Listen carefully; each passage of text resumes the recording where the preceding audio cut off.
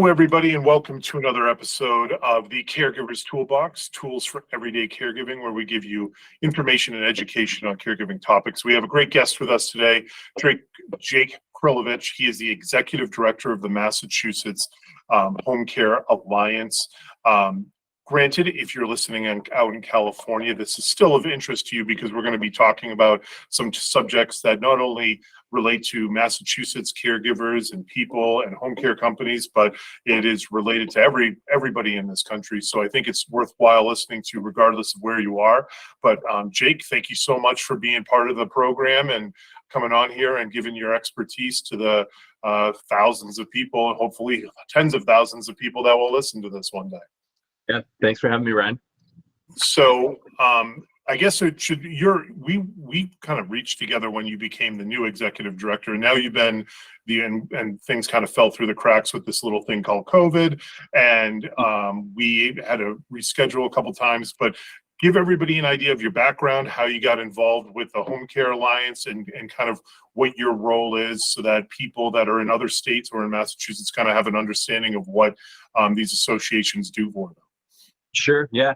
So I came to the Alliance back in 2017, and I came on board as the Alliance's Director of Legislative Affairs. So my background is, I studied political science. I moved down to DC for about 5 years and worked on and off Capitol Hill down there. And so really I'm a lobbyist by background. And so I came to the Alliance, really embraced and sort of fell in love with not only association management, but really the work that all of our members do, and just, fighting for people to stay at home and receive care across the board, both, personal care and then, the medical side of the business.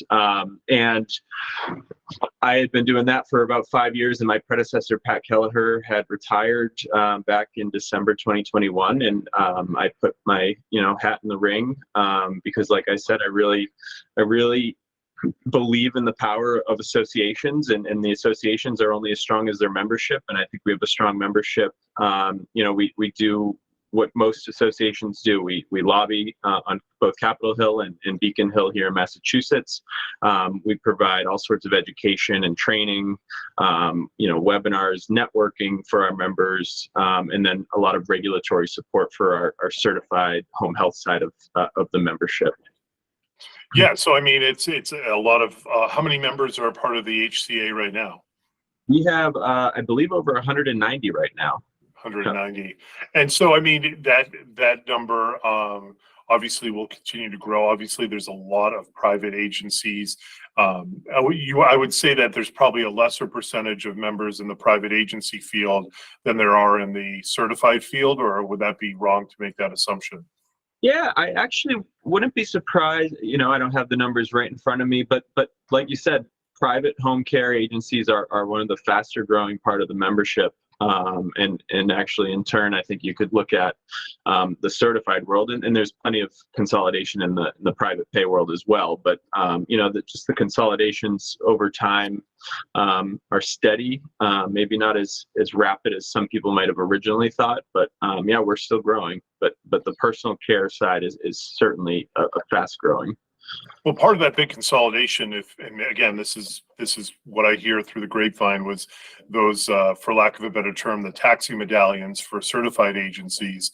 That licensure became very expensive, and there was a moratorium for a while. So it obviously jacked up the rate of the value, it increased the value of those licenses. So I through kind of anecdotal stories, I heard that there was a lot of mergers and acquisitions just based off of people saying, hey, I want to get into Massachusetts. Who's a small company or an independent company that I can scoop up so I can buy that licensure and start expanding into a new market? But I don't know if that's necessarily true. That's what I had heard.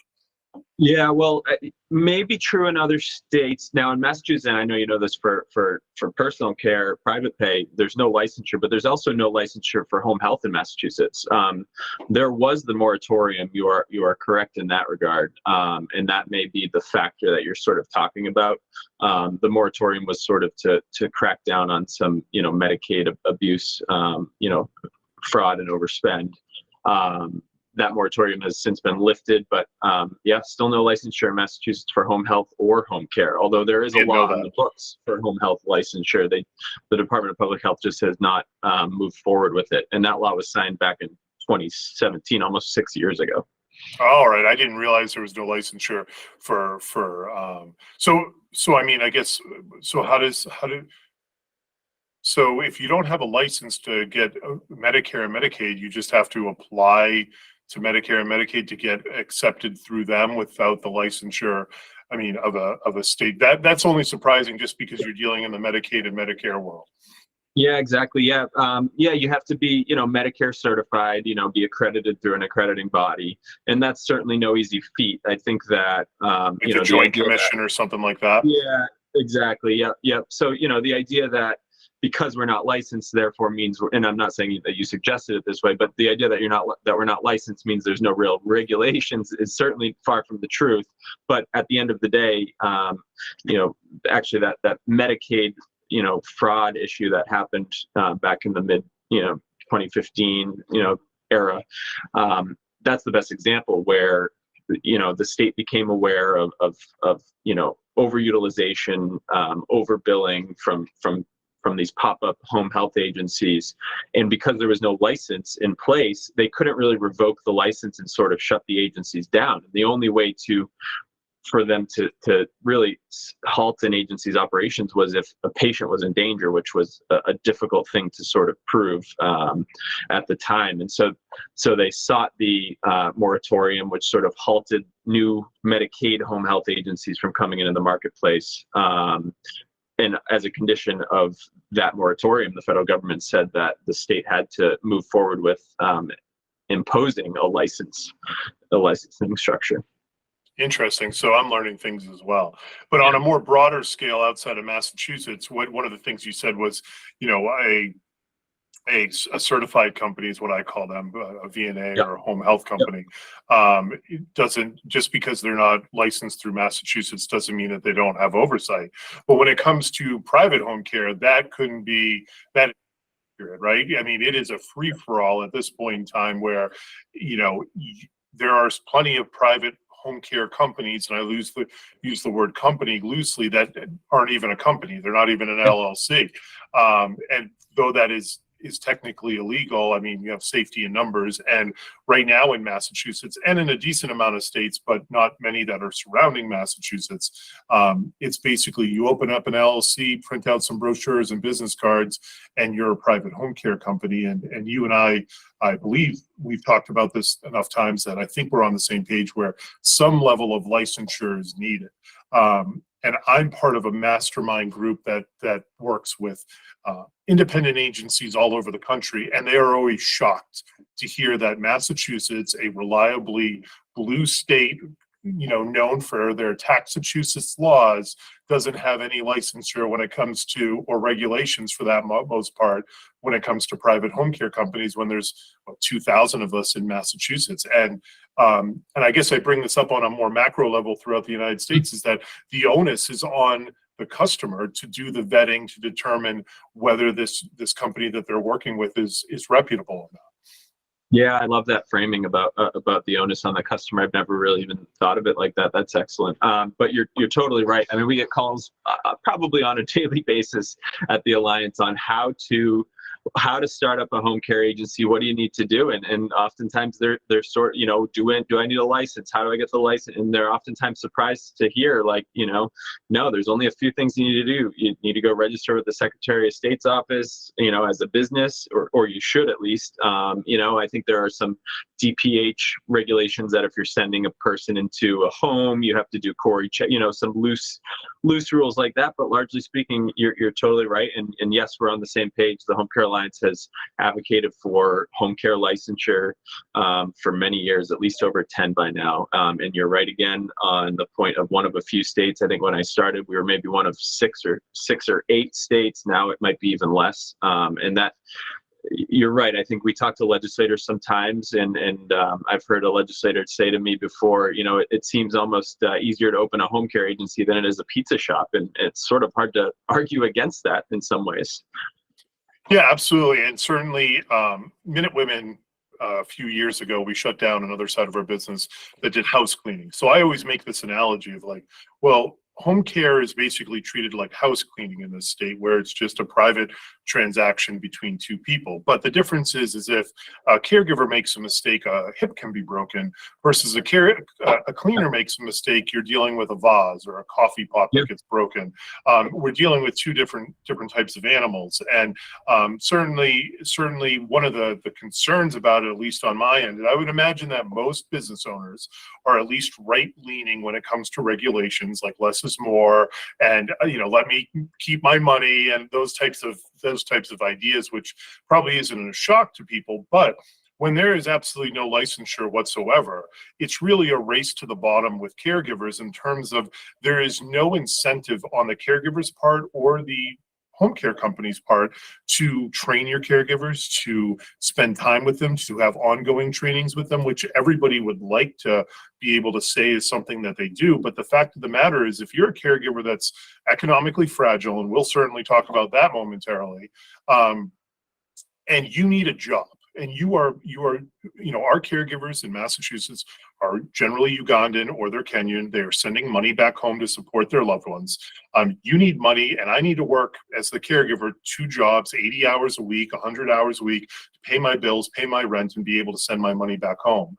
Am I going to take the company that wants me to do 3 days of training next week before I can get put on a job? Or I just got a job offer from company B that says I can start tonight at 7 o'clock at night because my Corey background check passed at 4:30. Well, I'm going to go with the company that is going to put me on a job right now and get me training, and not get me training, get me paid immediately. And that's where, in my view, is where the problem is. And it's a race to the bottom of who can do the bare minimum to bring on a caregiver to get them out to a job as quickly as humanly possible without vetting that caregiver outside of a Corey background check.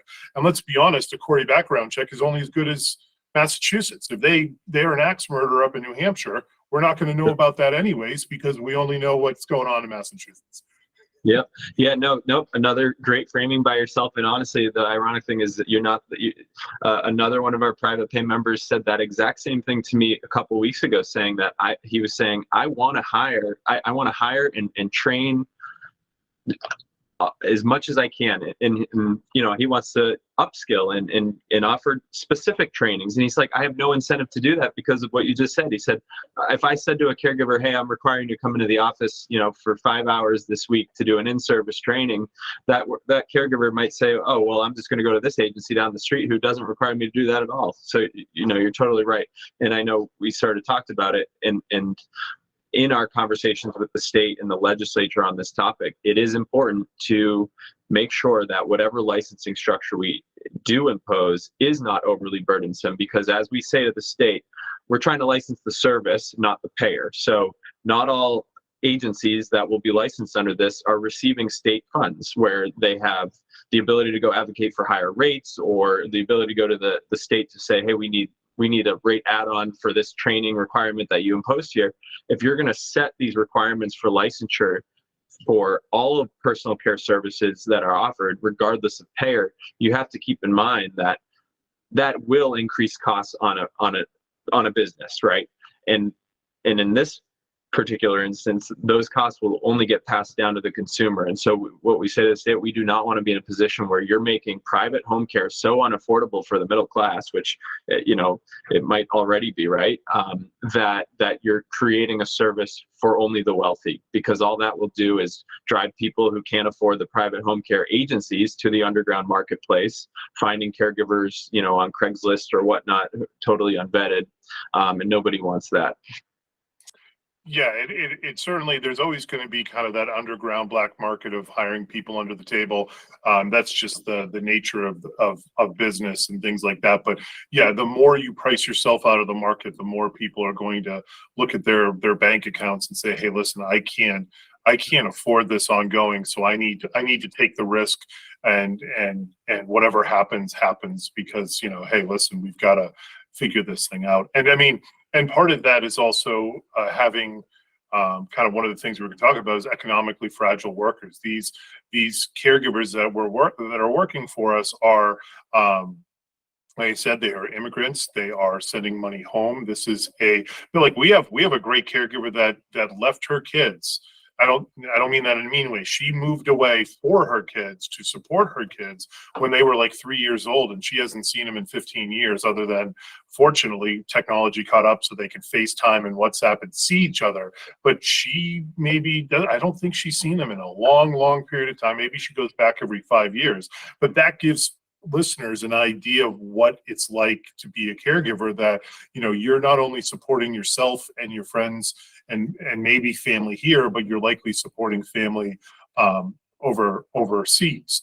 And something that is not unique to Massachusetts, unlike the licensure, is the fact that caregivers are having trouble being able to live in the towns in which they service, or around the towns in which they service, because the housing is just becoming completely and utterly unaffordable, which I think is bananas, and I think is shouldn't be very difficult to fix. But it is proven to be much more difficult to fix than apparently it is, I guess.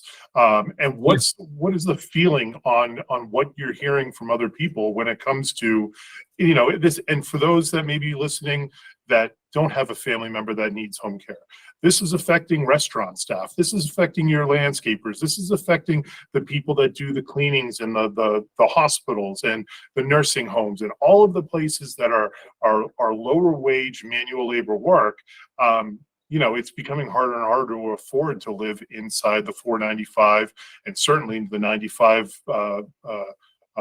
circle of Massachusetts. Yeah, no, I mean, it's really scary if you think about it, and you're right. I mean, Boston has become so unaffordable, and I think you're right, sort of drawing the line of the 495 corridor, and it doesn't mean that we don't need waiters and waitresses and cooks and bus drivers but the fact that they're going to have to move so far away from these cities is really a scary thing to think about. And I'm curious on what your thoughts on solutions. That I don't know what the solution is, but I do feel like for us here, at the Alliance, or for the industry, I think we fight a lot about provider reimbursement rates and what is the state or the federal government paying, and I think that those fights will always continue. They need to, but I think we're looking at it more holistically now. How else are we supporting these caregivers? I mean, your point about a worker or caregiver who moved away from, that's a I don't want to say an outlier, but that's an extreme example. How about all the caregivers that you probably have that are working 2 or 3 jobs and not seeing their families on a regular basis, right? It's just so how do we, through public policy, support these caregivers beyond wages? And I'm not saying that it's got to be wages. We need to be paying these people more, but how else can we help them? Think about immigration. We need to expand our influx of workers here, but even when we get more immigrants, how are we supporting them through pathways to citizenship? How are we helping them with their documentation, or offering them the ability to go learn English and whatever else they might want? I think we just need to look at it. And I know we've talked about a report that may come up here. And that's a lot of what that report talks about is, supporting the workforce holistically, not just around wages. Yeah, I agree. I mean, the wages certainly have gone up, but I wouldn't, most people wouldn't want to be making the wages that they're making, but they're still making far more than what they were, 3 or 4 years ago, which is a good thing. But, one of the things that I like to remind people of is that before you stuff that sign in your front yard that says, everybody's a human and everybody deserves this and that, it all trickles down. So if you want somebody to be making $30 an hour, you're probably going to be charged $60 an hour for those services. So, I mean, as long as people are okay with that, and I think everybody sometimes forgets that and says, well, everybody else should pay for these great things, but just not me. The joke my friend says is everybody's Republican on tax day, right? When you've got to pay the man their money, all of a sudden everybody wants lower taxes. But obviously one of those areas is the housing, which is a big one. Where, I mean, I guess my feeling on housing is that why aren't we incentivizing builders to build? And so I think there's a little bit of NIMBY going on. For those that don't know what that is, it's not in my backyard. You know, everybody wants a methadone clinic to help people get off of heroin and fentanyl, but nobody wants it in their neighborhood, right? And I think, you know, people don't want the people that are going to be allowing this to happen in their towns are also the mayors and the city council that live in that very town. So they're not going to vote for something that's going to reduce their property taxes. I mean, excuse me, reduce their property values in the very town in which they're hoping to eventually sell that property to make as much money off of it as. And so I think there's a little bit of NIMBY. But I think at the end of the day, what you can do is you incentivize mixed use housing and apartment complexes or condo complexes that can house lots of people. And then you obviously have to support infrastructure of transportation to be able to do that, which has been a bane to our existence in Massachusetts with the T breaking down every 15 seconds, it feels like. Yeah. But, you know, I guess I look at it as if it's 7% or 6% to buy a house, all right, fine, that's what it is. But how about you give a 0% interest to a builder to build, you know, these mixed use buildings? Why is I live in Medford. Why is a 3-plex in Medford not being turned into a 9-plex? You know what I mean? You know, it's these giant houses in Medford that are turned into one single family homes turned into 3, which is good, but it's a giant house. Why can't it afford 6 people, 6 condos or 9 condos or 12 condos?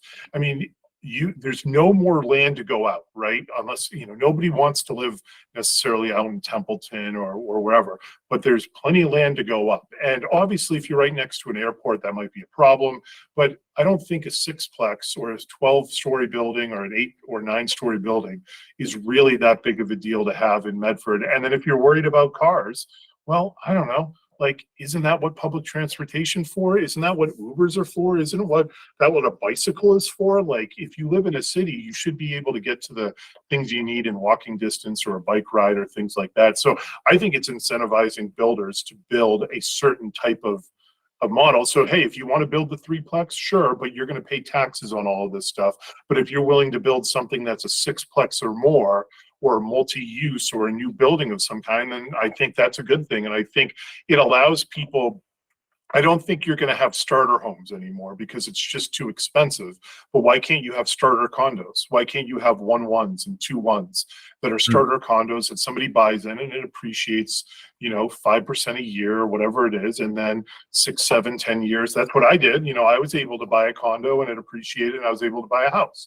And I think that if we reframe it a little way and we're willing to just build more and we incentivize to build more, then you'll have the ability to have more affordable housing. And in theory, I guess, and maybe I'm wrong, but wouldn't that still keep single family homes from depreciating too much? Right. Because people are worried about that for whatever reason. But yeah, I mean, I look at it very much as that if you want to still maintain your lifestyle, where I don't have this lifestyle, but plenty of people do, where you have a landscaper, you have a guy, quote unquote, for everything, a landscaper, a house cleaner, whatever all the services are. You know, when people call us up from Concord, and I grew up in Concord, so I can trash the town because I'm a Concordite at heart. It's a rich town, and it is what it is. But that rich town is now surrounded by other rich towns, which has a moat around it with other rich towns, which has a moat around it of other rich towns. So if you want anybody to go into Concord to do anything, they're traveling more than likely through 5 or 6 towns to get to you, so that, you know, Lowell to Concord is a 40-minute drive. And that is untenable for a lot of people. Yeah, no, I think you're spot on with all of that. I think, you know, NIMBYism, I think, is such the factor here. People clutching on and concerned about their own real estate investments, and, you know, rightfully so. I think that's a concern for everyone. But you're right, getting people to buy into the awareness that this is a problem. This is a real problem. This isn't just a problem because you're seeing, you know, your ability to purchase a house being expensive, but really like taking a step back, looking at how this will affect you in other areas of your life. To your point, you know, the expense of these services you may want to pay for or whatnot. So I think you're right. Have you seen? I've seen a couple of articles lately of these ideas of taking. You know, we were just talking about before this, but taking empty corporate real estate in these cities, like all these big office buildings, and using some of those for housing, right? Because the level of in office work is certainly on the decline. Where that levels out, we don't know, but I don't see a day where we'll be 5 days in the office again, right? And taking some of that empty real estate. It's a logical solution. I mean, it has you would assume that it's just a matter of putting up walls and restructuring, not restructuring, but changing the layout of the building again. But I'm sure, just like I say, it's easy to just incentivize builders to build. I'm sure, there's 15 different agencies you got to go through to do that. And there's probably 15 different agencies, if you were king or a queen for the ladies out there, and you could have a magic wand and snap your fingers. Yeah, it's a logical solution. And I'm sure, I'm sure there's going to be, 15 different people that have to get that, stamp of approval before you can move forward. But yeah, I mean, I'm in Lexington. Burlington has a ton of open space, and you're starting to see these buildings go into default. And I think there's a building in San Francisco that 5 years ago was valued at 300 million, and now they're hoping to get 60 million for it. So like, it shows you how quickly these valuations are dropping. And going back to what I said about just build up. Well, if you have a 20-story skyscraper that's sitting there unused, use the damn thing to and everybody wins. You get taxes going on. You have people that are living in the neighborhood and all those good things. So yeah, it's a real concern. And I think, though we may not have every solution to it, recognizing it and letting people know that like this is going to continue getting worse until I guess all the baby boomers, as horrible as it is, say, pass away and die off, and then you're going to have a glut of housing available because it's such a big bubble that's would be bursting in the real estate sphere. But my dad's 76 and he's at the beginning of the baby boom. So like you're still 10 years away from when those folks are going to be 85 years old and really getting old, and people are starting to pass away at a sizable rate. There's still a lot of baby boomers that are entering their 65s and late 60s that still have 20 years to go before any of that really becomes a reality. And they're going to only want more services in that time frame. Right. Yeah. No. And I mean, and beyond, house ownership, what are we doing to support our renters? And right. And I'm sure the vast majority of your caregivers are renting, and how do we alleviate the cost of rent, or whatever tax credits we can do to offer some benefits to our renters, and then offer them a pathway to home ownership as well. I think that's important. And then, lastly, I would say, I would imagine that you mentioned, your caregiver wages have gone up significantly. I would be curious, your perspective on this. I would have to imagine you're not necessarily seeing your caregivers work more hours as they're afraid to lose some of their public benefits and the benefit cliff factor, where they're afraid to earn too much money and then lose their, housing or food supports. And that's an entirely different topic in public policy issue that needs to be worked on. Yeah, and I'll be honest with you, I haven't experienced that conversation recently, and I don't know exactly at what level those cliffs are there, but I know that my caregivers are cognizant of that. I made the assumption, and maybe wrongly, that as their wages went up, I don't know if they just went above that cliff already or not. I don't know exactly where it's at, but assuming that's still an issue, which I assume it still is, I guess, at this point in time, yeah, it is a problem. We've had caregivers that certainly have come in and said, hey, I can't take as many hours, or I need you to do something and replace me a certain amount of days because I don't want to run out of this benefit. And usually it has to do with Mass Health. We do offer health insurance to all of our employees, but in complete honesty, that not many can afford and I have one of the cheaper options, and it's still unaffordable for most people. And it's absolutely bananas how much health insurance costs a small business. There's no way to make it affordable for most of the people there. So they are forced to be on some type of mass health, and certainly that's a good thing that we have, and it's at least some type of solution for people that live in Massachusetts. And so, yeah, I mean, health insurance is probably the big one, and then the renters. And we've had people that, to give people an idea, most of the time, I would say we don't know where at least 20 to 30% of our caregivers live, because when we hire them, within 6 months to a year, they have moved somewhere else, and they work for multiple agencies, and then they don't let us know that they've moved. They're getting direct deposits, so we don't really need to know. And then all of a sudden, when their W-2s go out and they come back, we realize that they moved somewhere. Yeah. And so I know that these caregivers have moved further distances away to save $50 or $100, right, which to you or I, that might be the cost of doing business. Hey, listen, the effort of having to get movers or move it all, yeah, and do all that, I'll just pay the $100 extra a month. But when it's the difference between, being able to eat or being able to have your utilities, that's a huge difference for a lot of these folks. And there's actually an excellent book, and I'm trying to look it up as I'm talking, but there's an excellent book that talks about this, and a business that really analyzed their economically fragile state, and they came up with some really good ideas in which to try to support them. So one of the things that we do that we took from that book is we just have a fund that will give grant money out basically to caregivers if we find out that if the difference between quitting Minute Women and not is because you need to get your car fixed, or you got to get something done for $150 or $300, and you're in good standing, and we just pay the money, because the loss of the employee is far more substantial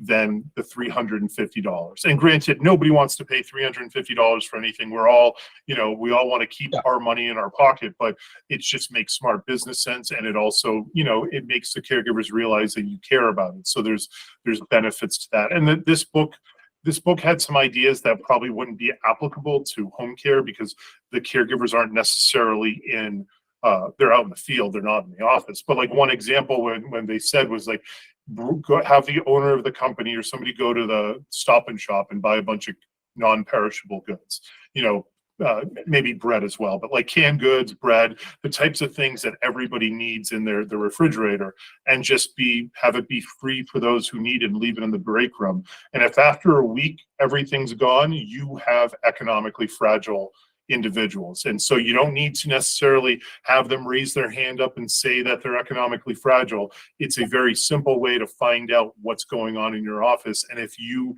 see that food is taken from the office, then the break room, that you have employees that are struggling to make ends meet, and then you might want to start looking at some of the solutions this book has. So it was a really great way to know what's going on in your office and with your employees, if they're in the office, by doing something so simple as going out and spending $40 on canned goods and seeing if it's there a week or two later. That's, what an incredible story that what you guys have done. And I think, we hear it too from all of our members, just the innovative ideas that you all are trying to do out there to support the workforce is oftentimes different than the story or the perception among, policymakers or whatnot. Sometimes I think there's a perception that that all you all care about is your bottom line, and I don't think that there's a acknowledgement on the part of again, policymakers and others, the understanding that you all know you can't make money unless you have caregivers. So the idea that you're somehow charging your clients X number of dollars and pocketing X percent, I without any wherewithal for your caregivers and your direct care staff, it amazes me. And CMS, I don't know if you've seen, Medicaid has just proposed a rule that would require 80% of reimbursement to go to the direct care worker. And, on its face, that sounds good to a lot of people, but again, it's sort of this misunderstanding that that you have a caregiver in the field and then a CEO back at home taking the rest, and that there's nothing in between, and that there's not a scheduler or a nurse supervisor, and we have to think about what defines direct care, and make sure we're supporting everyone. And again, this insinuation from people that that you're a business owner, so therefore you must not care about your workforce, is just counter to what I hear. And that example you just gave is just another example. Yeah, I mean, there's a company out there that a lot of people use. It's called Home Care Pulse, and they'll survey our clients and they'll survey our caregivers and give us, sometimes anonymous, sometimes it's direct feedback from a named source on the goods and the bads of men and women, and where we can improve and where we can't improve, right? And at the end of the day, the caregivers that are getting paid $15 an hour, let's say minimum wage right now to do caregiving, are getting paid $15 an hour likely for a reason, right? Because the wages are much higher than that for a good, competent caregiver. And then if you're a great caregiver, you're making even more than that is. I mean, so the market is certainly definitely the free market, I guess, is definitely allowing caregivers to make more money in that respect, and mandating that 80% of something happens.